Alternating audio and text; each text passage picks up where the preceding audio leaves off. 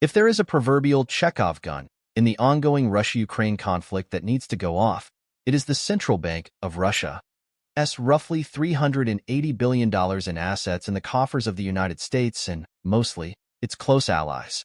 Frozen at the outset of the Russian special operation, these funds have become both a target for the harshest state-level sanctions in history, not counting UN sanctions, and a possible tool for radical escalation. At this stage, the main question is whether the G7 countries will dare to make the decisive move from freeze to seizure, to confiscate these funds and redistribute them to help Ukraine. The issue has become more acute amid waning support in the US and Europe and new threats to Ukraine's defense. In the US, the bipartisan repo legislation approved by the Senate Foreign Relations Committee would authorize the president to seize Russian sovereign assets and transfer them to a Ukraine support fund to rebuild the country. From a legal perspective, however, the use of confiscated sovereign assets is unprecedented and therefore problematic. Economically, it is even less feasible, and for several reasons. These include the significant risk of alienating allies, further discrediting the dollar power of the United States, and raising China's profile US, the rising prestige of China with its yuanization, and the threat to US assets abroad. A breach of sovereignty. It is not difficult to summarize the legal objections. The norm of sovereign immunity is perhaps one of the most well-established in international law. According to many experts, it is the inviolability of this fundamental principle that ensures the reliability of exceptions, in particular, litigation of commercial disputes involving states. This rule is enshrined in the legislation of countries all over the world, including the United States Act on the Sovereign Immunity of Foreign States. Notably, China enacted its immunity law only this year. It not only clearly separates trade from state affairs, but gives foreign businesses and investors equal rights as litigants. This should be seen as a victory for U.S. market interests.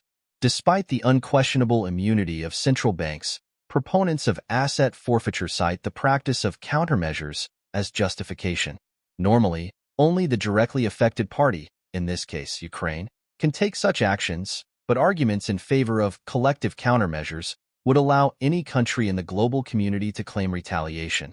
Experts who have criticized asset confiscation note the lack of support at the doctrinal level.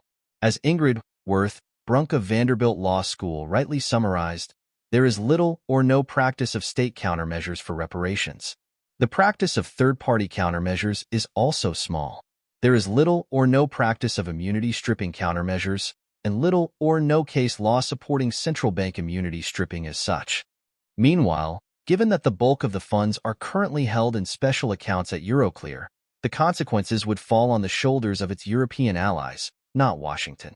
This explains the considerable resistance to this initiative among European politicians, despite the willingness with which they have supported past sanctions packages. After all, Europe's leaders are essentially being delegated a financial war whose costs will have to be borne by them. Above all, the precedent of geopolitically motivated confiscation threatens to jeopardize the euro's hard-won status as the world's second reserve currency. There are several components to the euro's appeal, including, obviously, Europe's economic productivity, stability, and growth potential. But also important is the perceived safety of the currency for asset holders compared to the heavily armed U.S. financial system. And, of course, European states are far more vulnerable than Washington in the event of any escalation of the broader conflict between NATO and Russia. So it is understandable why the EU has not yet agreed to a plan to directly confiscate Russian funds. Instead, it has opted for a much more moderate approach, diverting only significant interest on frozen assets to Kyiv. But confiscation has yet to be discussed by the G7 at their next meeting, and the Biden administration, along with Canada and Japan, remains strongly in favor of the idea.